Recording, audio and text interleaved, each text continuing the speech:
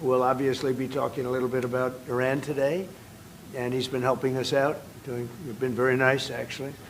And that is coming along, as you see, very well. They have no Navy, it's been knocked out. They have no Air Force, it's been knocked out. They have no air detection, that's been knocked out. Their radar has been knocked out.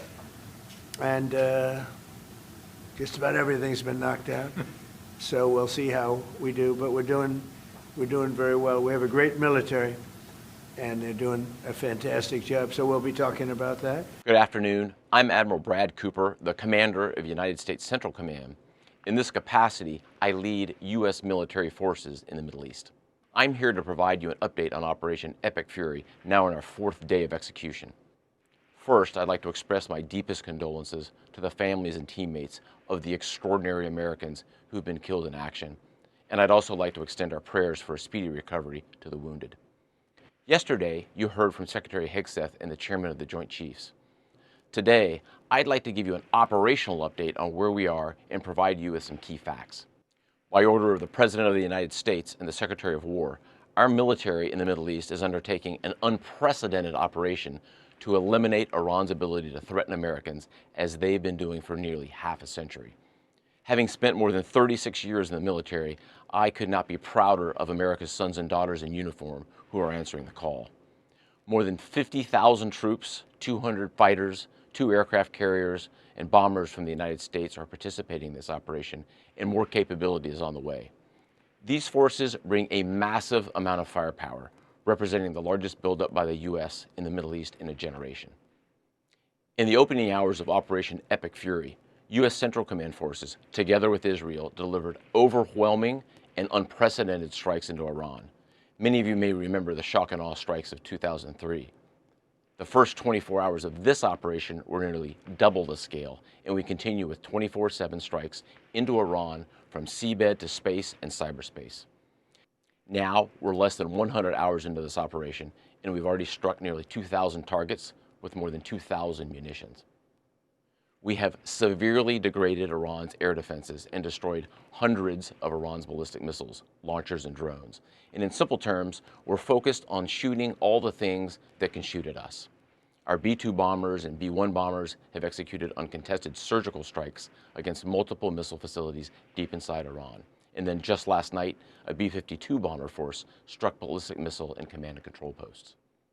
We are also sinking the Iranian Navy, the entire Navy.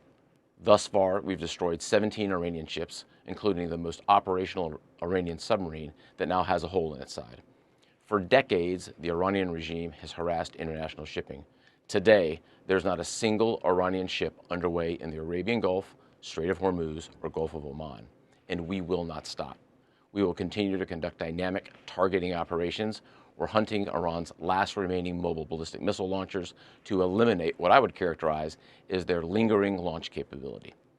Now, in retaliation, the Iranian regime has launched over 500 ballistic missiles and over 2,000 drones. To be clear, Iran is indiscriminately targeting civilians as they launch these missiles and drones. You've seen it on TV. The evidence is crystal clear and overwhelming. Having said this, we are seeing Iran's ability to hit us and our partners is declining, while our combat power, on the other hand, is building. And my overall operational assessment is that we are ahead of our game plan. Along the way, every single branch of our military is achieving unprecedented success. I'll talk about just a few of them. Our naval forces have deployed multiple waves of cruise missiles, obliterating Iranian command and control and air defense capabilities. From 2 aircraft carrier strike groups, we're squeezing Iran from the sea and have them backed into their own ports. U.S. air forces are doing what they do best, executing a high volume of airstrikes right into Iran. Operationally, the 2 most powerful air forces in the world, the U.S. and Israel, are dominating the skies of the world's largest state sponsor of terror.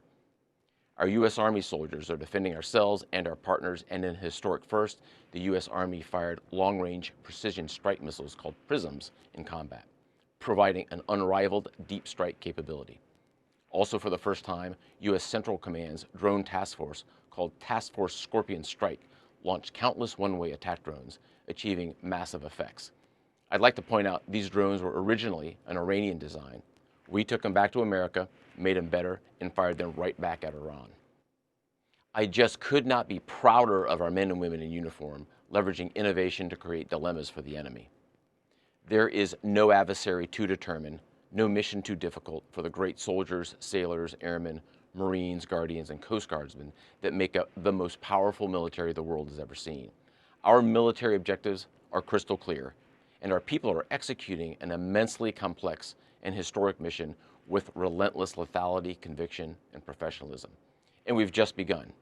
But I have the utmost confidence that we, alongside our partners, will absolutely achieve our military objectives. To all our warriors, Godspeed.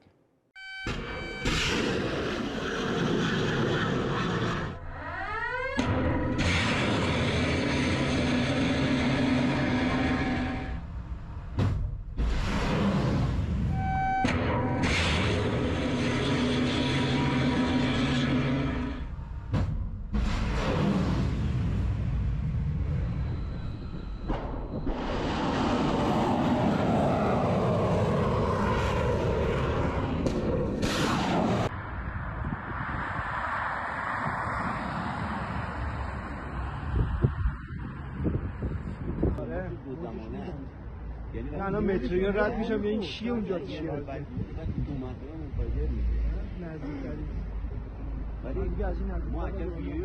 Yesterday, Hezbollah joined Iran and launched missiles and drones toward Israel, openly declaring they were avenging the deaths of Ayatollah Ali Khamenei. It showed the Iranian terror regime over the people of Lebanon. It opened fire on Israeli civilians. Israel responded with precise strikes on Hezbollah military targets, command centers, weapons storage sites, and senior operatives. More than a year has passed since the UN Security Council reaffirmed Resolution 1701. That resolution is very clear. Hezbollah must disarm and withdraw from southern Lebanon. More than a year later, it has done exactly the opposite. Look at the reach of their aggression. Hundreds of missiles and drones every day. Missiles launched toward the UAE, Bahrain, Oman, and many other countries. At least a dozen UN member states have been targeted, including Cyprus, a European country. This is not strategy. It is desperation. It is a regime lashing out like a rabid animal, dangerous to everyone around it. Now imagine for a moment that the same regime with nuclear warheads assembled onto those ballistic missiles. Imagine the danger not only to Israel, but to the entire world. That is why we acted. We knew it's not going to be an easy war. We are aware of the abilities of the Iranian regime. They spent billions of dollars on the infrastructure of terror, and we knew it's going to be a serious operation. It's not going to be over in one day or 1 week, but it will not last forever. We have superiority.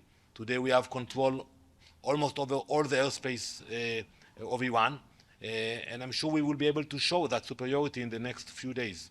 So I think what we will see, that we were able to degrade their capabilities. It's going to be harder for them to launch missiles, but we have to realize that they're prepared for that. They put the launchers underground, in caves, in secret locations. So they prepared for this operation. So it's not going to be overnight, but I think it will be gradual. And today, when we have air superiority, they know that we look and we see what's happening on the ground. לפני מספר שעות, צה"ל תקף והשמיד את מפקדת הגרעין החשאית מין זדאי. כעת ניתן לראות על המסך את המפקדה, ממוקמת בחלקה מתחת לאדמה בעיר טהרן.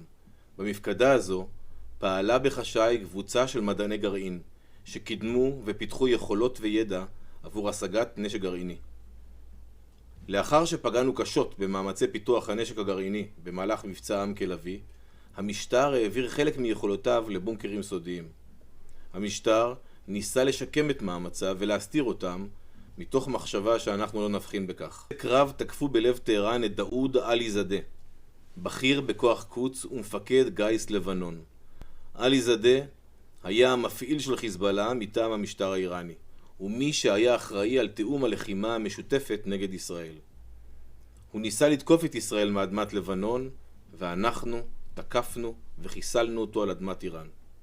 播报新闻是我的日常，必须时刻保持妆容和皮肤的最佳状态。当来到人生中最重要的时刻，也是 KS 逆时奇迹帮助我轻松驾驭，闪闪发光。KS 逆时奇迹活肤露、全效精华、精华霜，多达5种 EGF 6大冻龄关键成分，保湿效果让我非常满意，小细纹也不再困扰我。我就是我自己的最佳女主角。KS 让我从容自信，光彩动人。我是我人生中的大女主，我的最爱我做主。KS 逆时奇迹系列热卖中，下单请上快点购，透过中天新闻网 App 下单立减50，或输入 CTI 推荐码有额外折扣。